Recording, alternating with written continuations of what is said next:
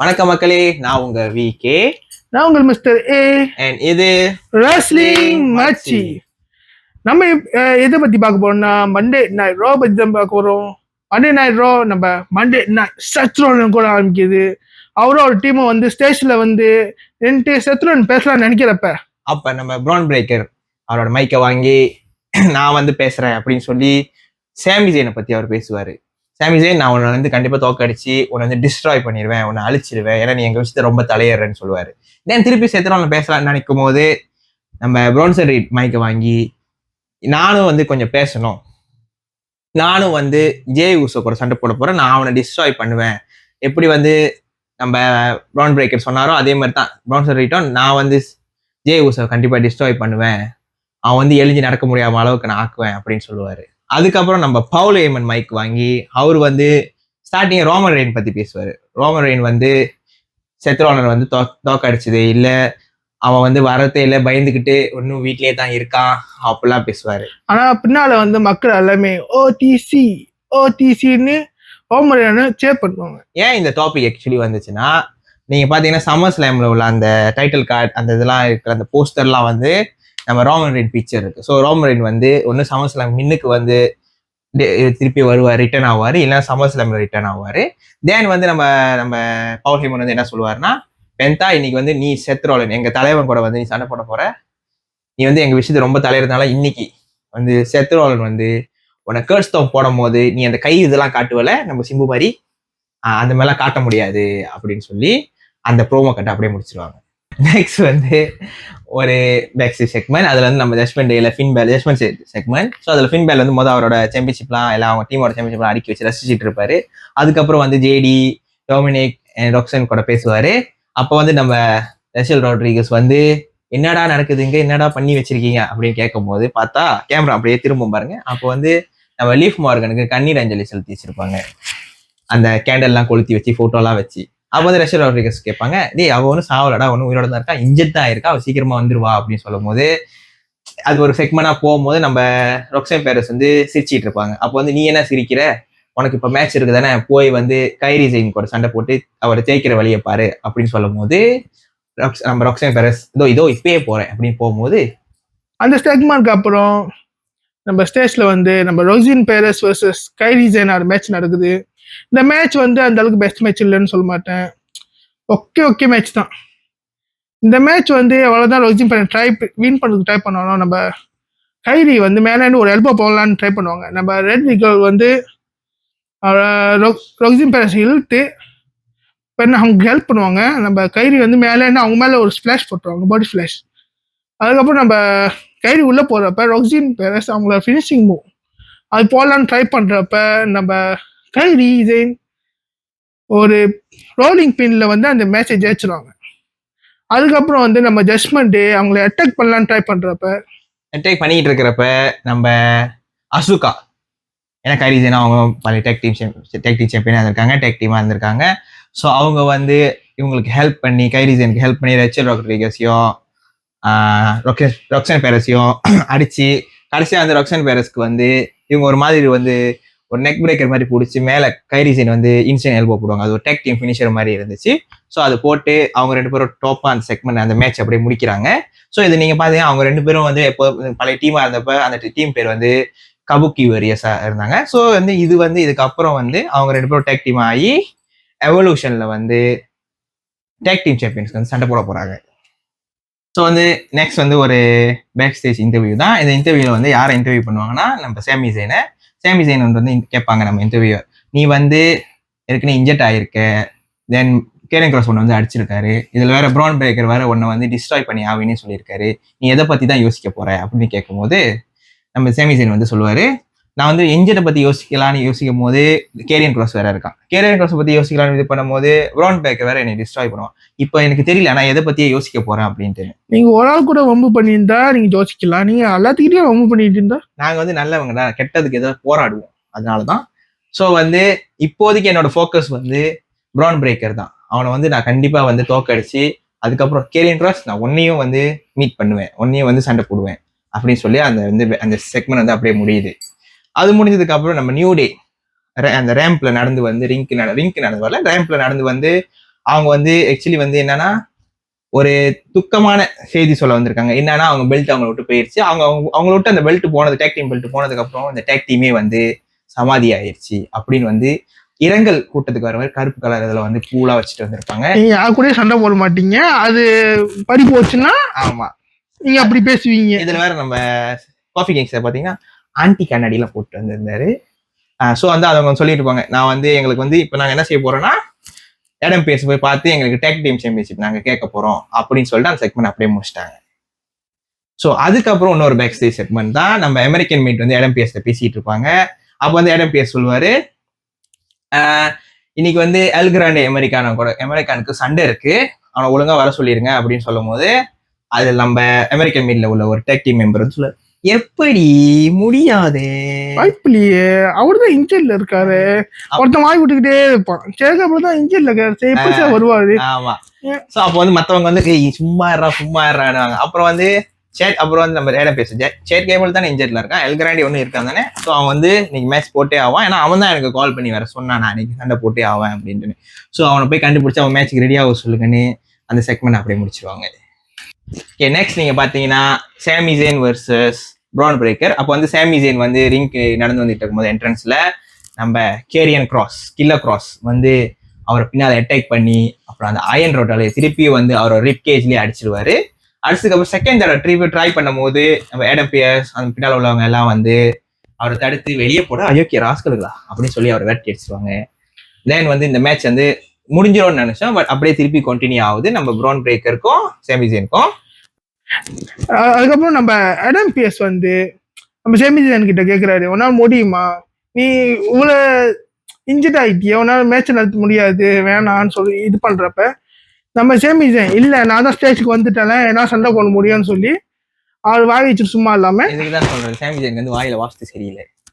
அதுக்கப்புறம் நம்ம brown breaker உள்ள வராரு, நம்ம சாமி ஜெயின் பார்த்து சிரிக்கிறாரு, என்ன இவங்க கூட நம்ம மேட்ச் நடத்த போகணும்னு ஒரு ஓவரா சிரிக்கிறாரு. அதுக்கப்புறம் நம்ம சாமி ஜெயின் ட்ரை பண்றாரு, ரெஸ்லிங் பண்ணுறதுக்கு ட்ரை பண்றாரு நம்ம ப்ரௌன் பிரேக்கர் கூட, ஆனா முடியல. நம்ம சாமி ஜெயின் மேல இருந்து பாக்குறப்ப நம்ம ப்ரௌன் பிரேக்கர் ஒரு ஸ்பியர், முதல் ஸ்பியர், அதுக்கப்புறம் நம்ம சாமி ஜெயின் கீழே போயிடுவாரு. அதுக்கப்புறம் நம்ம ப்ரௌன் பிரேக்கர் சுத்தி வந்து ஒரு ஸ்பியர் அடிக்கிறாரு ரெண்டாவது. அதுக்கப்புறம் நம்ம ஆடியன்ஸ் சும்மா இல்லாம ஒன் மோர் டைம் அடிப்பட்டாங்க கிடக்குறான் இவனுங்க, ஒன் மோர் டைம் சொல்லிட்டு ஒரு பாவம் பார்த்தாங்களா இல்ல. அதுக்கப்புறம் நல்லா இருக்கேனே சாமி ஜெயினை உள்ள தள்ளி விட்டுட்டு அதுக்கப்புறம் நம்ம brown breaker special move speedo ஓடி வந்து ஒரு ஸ்பியர் அடிப்பாரு. அந்த ஸ்பியர் அடிச்சு நம்ம சாமி ஜெயினை 1 2 3 சொல்லி மேட்சை முடிக்கிறாரு. அதுக்கப்புறம் ஒரு ப்ரோமோ வீடியோ காட்டு, யாருன்னா நம்ம நிக்கி பெல்லா, அவங்க வந்து அந்த எவல்யூஷன் பத்தி பேசுறாங்க. போன ஒரு தடவை வந்திருப்பாங்க ரோக்கு, அப்போ வந்து நம்ம லீவ் மோகின் வந்து அவங்கள டிஸ்ரெஸ்பெக்ட் பண்ணியிருப்பாங்க. அதனால அவங்க என்ன சொல்றாங்கன்னா இந்த எவல்யூஷன்ல அவங்க கலந்துக்கிட்டு இந்த மேட்சை ஜெயிச்சுட்டு அவங்களோட லெகசியை காப்பாற்ற போறோம்னு அந்த ப்ரோமோ கட் பண்றாங்க. அதுக்கப்புறம் வந்து இன்னொரு ப்ரோமோ கட் என்னன்னா நம்ம பெக்கி லைன்ஸ் வந்து ரிங்குக்கு நடந்து வந்து அவங்க ஒரு ப்ரோமோ கட் பண்ணுவாங்க. அவங்க வந்து பெய்லியும் நம்ம லைராவை பத்தி பேசிட்டு இருப்பாங்க. இவங்க ரெண்டு பேரும் நான் எத்தனை தடவை தோக்க வச்சிட்டேன், இன்னும் அவங்க இன்னும் பெல்ட் சண்டைக்கு வேணும்னு சொல்லி இது பண்ணிட்டு இருக்காங்க. அவங்க தோத்துட்டா அவங்க போக வேண்டியதானே, எனக்கு ஒரு நியூ சேலஞ்சர் வேணும் அந்த மாதிரி சொல்லிட்டு இருக்கும்போது பெய்லி வருவாங்க. பெய்லி வந்து அப்ப அவங்களோட சைட் உள்ள இதை பத்தி ஒப்பீனியன் சொல்லிட்டு இருப்பாங்க, பேசிட்டு இருப்பாங்க. அப்புறம் லைரா வருவாங்க, அவங்களோட இதை பத்தி பேசிட்டு இருப்பாங்க. உங்க ரெண்டு பேர்த்தையும் வந்து நான் நம்பினேன், என்ன ரெண்டு பேருமே ஏமாத்திட்டீங்க.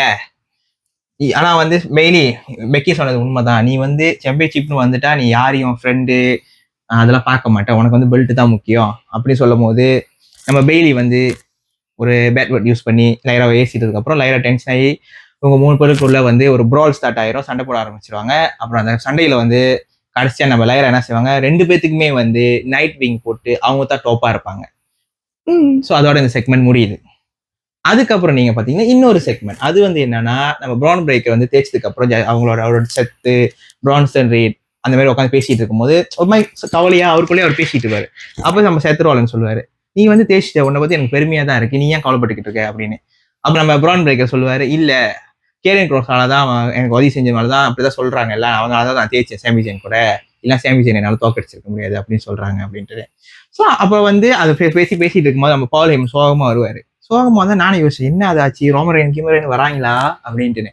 அப்புறம் என்னன்னு கேட்கும் போது அப்புறம் அவர் சிரிச்சுக்கிட்டே சொல்லுவாரு சேமி ஜெயின் வந்து இன்ஜெக்ட் ஆயிட்டான், இதுக்கப்புறம் வந்து எப்போ வருவானே தெரியல அப்படின்னு சொல்லிட்டாங்க அப்படின்ட்டு. ஸோ அந்த டீமே வந்து சிரிச்சு சந்தோஷமா இருக்கும் போது பிரான்சன் ரீட் சிரிக்கும் போது செத்துரோல்னு பார்த்து நீ என்ன சிரிக்கிற, அவன் வேலையை செஞ்சுட்டான், நீ உன் வேலையை செஞ்சியா இல்லை தானே அப்படியே நீ சிரிக்கிற, போய் அது செய் அப்படின்னு சொல்லி அனுப்பிடுவாரு.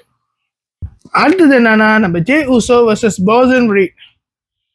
இந்த மேட்ச் ஆரம்பிச்சதுலேருந்து முடியிருக்கும் ஒரு நல்ல மேட்ச் தான் சொல்லுவேன். நம்ம எவ்வளவுதான் நம்ம ப்ராசன் ரீட் வந்து பெரிய உருவமா இருந்தாலும் நம்ம ஸ்டீரியோ டைப் பண்றாங்க, பெரிய உருவம் அந்த மாதிரிலாம் பேசுறான் பாருங்க.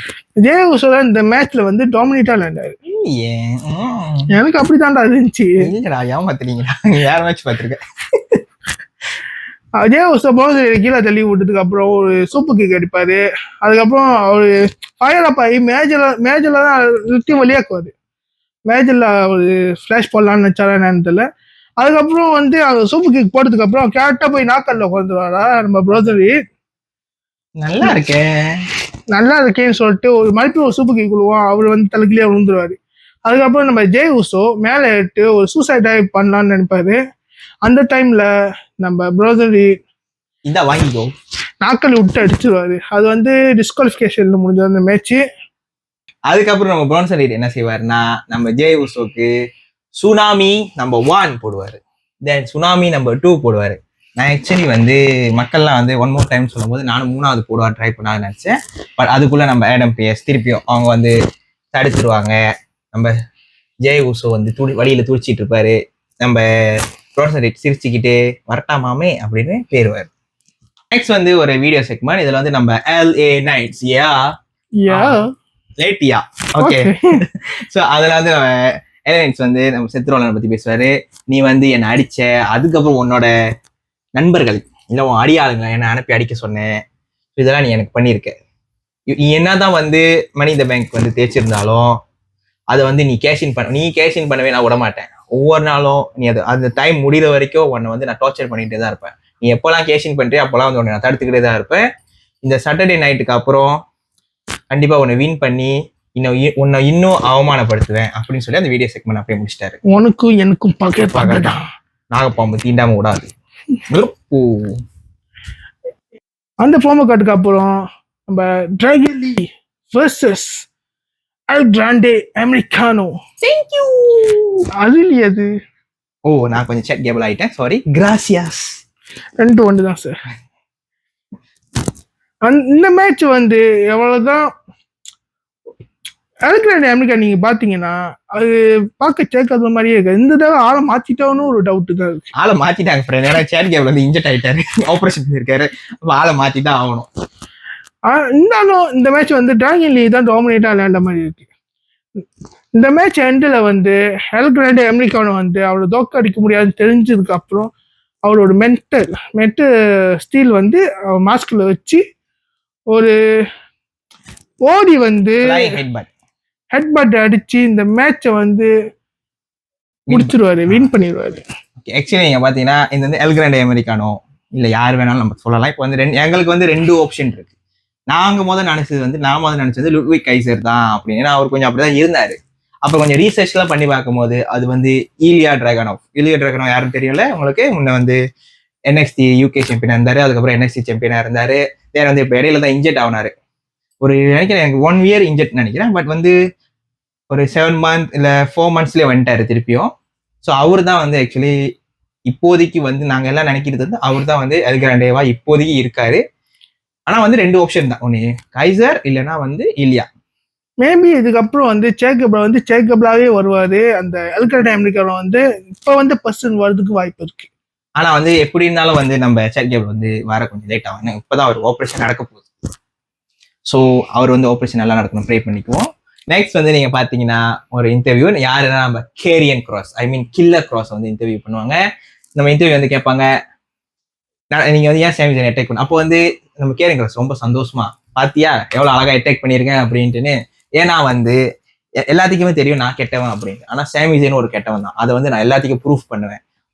எப்பெல்லாம் அவன் ரோக்கு வரானோ ஸ்மைக் டவுனுக்கு வரானோ நான் கண்டிப்பா வந்து அவனை அடிப்பேன், ஒவ்வொரு நாளுமே அவனை அடிப்பேன் அப்படின்னு சொல்லி நம்ம கில்லர் கிராஸ் ஸ்டேட்மெண்ட் வைப்போம். அடிச்சு இன்ஜூரி ஆகி ஹாஸ்பிட்டலுக்கு அனுப்பி விட்டுட்டு, அது ஹாஸ்பிட்டல் இல்ல மெடிக்கல் சைடு 2 தான் சார். இல்ல ரெஸ்லிங் இப்ப மறுபடியும் அவன் எப்போ ரோக்கு வந்தா அவன் மறுபடியும் எப்படி ஃபேஸ் ரிவீல் பண்ணி அவனை வந்து கண்டிப்பா நாங்க அடிப்போம். ஒரு வருஷம் போயிருமே சார். பரவாயில்ல, நாங்க வந்தாலே அடிப்போம், வந்தா வெட்டுவோம் மாதிரி வந்தாலே அடிப்போம். ஸோ அந்த மாதிரி அதோட ஸ்டேட்மெண்ட் முடிக்கிறாங்க. ரெண்டாவது நீங்க பாத்தீங்கன்னா நம்ம குந்தர் வருவாரு. நம்ம குந்தர் வந்ததுக்கு அப்புறம் நம்ம கோல்பர்கை பத்தி பேசுறப்ப பின்னால ஒரு வீடியோ கட் காமிக்கிறாங்க. நம்ம கோல்பர்க் வந்து அவர் காடியில வந்து வேகமா வந்து அணுகி ஸ்டேஜுக்கு வந்து நடந்து வந்துடுவாரு. எல்லாமே ஆடியன்ஸ் எல்லாமே ஷேர் பண்ணுவாங்க. கோல்பர்க் என்னத்துக்கு பண்றாங்கன்னு தெரியல, சரி விடுங்க. வந்ததுக்கு அப்புறம் பேசுறதுதான் இல்ல, நம்ம தலைவர் சொல்ற மாதிரி இதுக்கப்புறம் பேச்சுலாம் இல்ல, நேரா வீச்சு தான். நம்ம குந்தர் வந்து பேசலாம் ட்ரை பண்றப்ப அவர் மைக்கை தட்டி விட்டுருவாரு. நம்ம கோல்பர்க் அதுக்கப்புறம் சொல்லுவாரு, நீ சண்டைக்கு வா, எனக்கு இப்பயே சண்டை வேண்டாம், வாடா வாடா குத்துடா. நீ வேணா சண்டைக்கு வா. சரி, குந்தர் வந்து கடுப்பாகி குத்துலான்னு நினைக்கிறப்ப அது ரிவர்சல் பண்ணி ஒரு பஞ்ச் பண்ணுவாரு. அதுக்கப்புறம் வந்து நம்ம குந்தர் எழுஞ்சிக்கிறப்போ ஸ்பேர் போடலான்னு ட்ரை பண்றப்ப நம்ம குந்தர் கீழே இறங்கி ஓடிட்டால அதோட அந்த ப்ரோமோ கட்ட முடிக்கிறாங்க. ஸோ வந்து சாட்டர்டே நைட் மெயின் ஈவென்ட்ல வந்து கோல்பர்க் வர்சஸ் குந்தர். இது வந்து நம்ம கோல்பர்க்கோட கடைசி மேட்சா இருக்கும், ரிட்டையர்மெண்ட் மேட்ச்னு நினைக்கிறேன். ஜெயிக்க மாட்டேன், தேய்ச்சா நான் வந்து ரோவை பார்க்கறத விட்டு நான் NXT இல்ல வந்து AEW ரிவ்யூ பண்றேன். வருது இல்ல சார், அதை பத்தி பேசாதீங்க சார், தேங்க்யூ. ஓகே, நெக்ஸ்ட் வந்து நம்ம மண்டே நைட் ராவோட மெயின் ஈவென்ட். இதுல வந்து நம்ம செத் ஃப்ரீக்கிங் ராலன்ஸ் வர்சஸ் பென்டா. இதுல நீங்க பாத்தீங்கன்னா இந்த செத்ரோன் டீம் கூட இருக்கிற 3 பேத்துக்கும் இந்த ரோல் வந்து மேட்ச் இருந்திருக்கு. அது யாருன்னா அவங்க எதிரிக்கு பென்டா, செமிசைன், ஜே உசோ. ஏன்னா அவங்க 3 பேர் தான் அவங்க விஷயத்துல ரொம்ப தெரியுறாங்கன்னு இருக்க முடியாம. அதனால இந்த ரோலை வந்து அவங்க 3 பேத்துக்கும் ஒரு மேட்ச் கொடுத்துட்டாங்க. அது 1 டிஸ்குவாலிஃபிகேஷன்ல முடிஞ்சிருச்சு. ஒரு இது வந்து நம்ம கேரிங் க்ராஸ் ஹெல்ப்னு சொன்னாங்க. இல்ல அது பிரான் பிரேக்கர் வந்து கஷ்டப்படுத்திச்சாரு, 3 ஸ்பியர் போட்டிருக்காரு. ஆனா என்ன ஒண்ணு, அந்த மேட்ச் வந்து ஒரு பின்ஃபால்ல நேர்மையா தான் முடிஞ்சிச்சு. 1 டிஸ்குவாலிஃபிகேஷன், 1 பின்ஃபால்ல முடிஞ்சிருக்கு. இப்போ 3rd match, main event match. இந்த மேட்ச் ஆரம்பிக்கிறப்ப நம்ம ரெஃப்ரி வந்து ரிங் இன்னும் பெல் வந்து ரிங் பண்ணல. அதுக்கிட்டயும் நம்ம பென்டா சீக்கிரம் ஆரம்பிங்க நம்ம செத்துலணும், பொறுமை நான் சட்டை தான் கட்டிட்டு இருக்கேன் பொறுமை. அப்ப அதையும் அனுப்பிச்சோன்னே நம்ம ரெஃப்ரி ரிங் பெல் அடிச்சதுக்கு அப்புறம் நம்ம பென்டா டக்குனு ஒரு சூப்பர் கிக். இந்த மேட்ச் வந்து அந்த ஆள் ஒண்ணு AEW நினைச்சிட்டு இருக்கான் சார். நம்ம பென்டா வந்து இந்த மேட்ச் வந்து கொஞ்சம் டாமினேட். இன்னும் செத்ரோன் வந்து இந்த மேட்ச் வந்து அந்த அளவுக்கு இதுக்கு முன்னாடி அவர் லேண்ட் ஆகுது செத்ரோன் அந்த அளவுக்கு இந்த மேட்ச்ல இல்ல. இந்த மேட்ச் வந்து பென்டா டாமினேட்டா லேண்ட மாதிரி இருந்துச்சு. இந்த மேட்ச் நல்லாவும் இருந்துச்சு. அதுக்கப்புறம் நம்ம செத்ரோன் நம்ம பென்டாவை தோக்கடிக்கலாம் எவ்வளோ ட்ரை பண்ணுவாரு. அவர் எவ்வளோ ட்ரை பண்ண முடியல. நம்ம பென்டா வந்து அதுக்கப்புறம் பென்டா டிரைவர் அது போடுவாரு நம்ம செத்ரோனுக்கு, திடீர்னு போடுவாரு. ஆமா, அது போட்டதுக்கு அப்புறம் நம்ம செத்ரோன் அந்த பின்ஃபால்ல எதிர்வாரு. அதுக்கப்புறம் நம்ம செத்ரோன் வந்து நம்ம பென்டா பக்கிள் பாம் போடலான்னு ட்ரை பண்றப்ப ட்ரை பண்ணுவார், போட்டுருவாரு பக்கிள் பாம் போட்டு அவனுக்கு வலிக்குதா போட்டோன்னே கேட்டா செத்ரோன் வந்து பொசிஷன்ல இருந்தோடனே அவருக்கு ஒரு மெக்சிகன் டிஸ்ட்ராயர் போட்டு மறுபடியும் பின் அடிப்பாரு. அதுலயும் நம்ம செத்ரோன் எதிர்வாரு, கிக் அவுட் பண்ணிடுவாரு. அதுக்கப்புறம் நம்ம செத்ரோன் தூக்கலான்னு நினைக்கிறப்ப அவருக்கு ஒரு லோ ப்ளாக் போட்டு அது எப்படின்னா அவர் ஹெட் வச்சு இது பண்ணிடுவாரு. நார்மலா மிஸ்டேக் கேட்பாரு, நீ அப்படி அடிச்சியான்னு.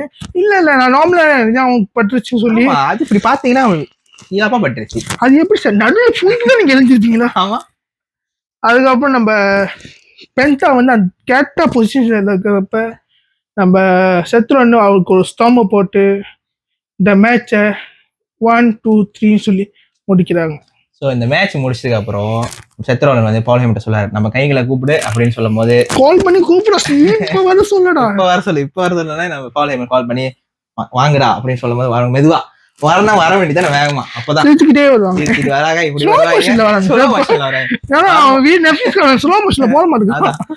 அது மாதிரி வரும்போது நான் சார் பென்டா கதை முடியும்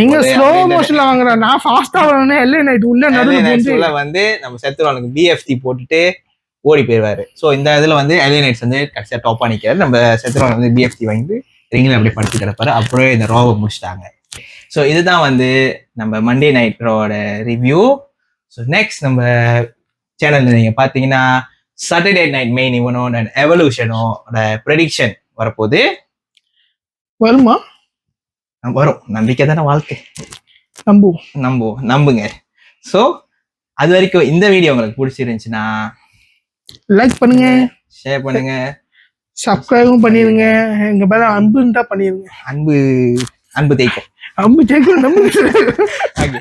ஸோ அது வரைக்கும் உங்களிடம் விடைபெறுவது நான் உங்க விகே. நான் உங்கள் மிஸ்டர் ஏ. இது ரஸ்லிங் மச்சி.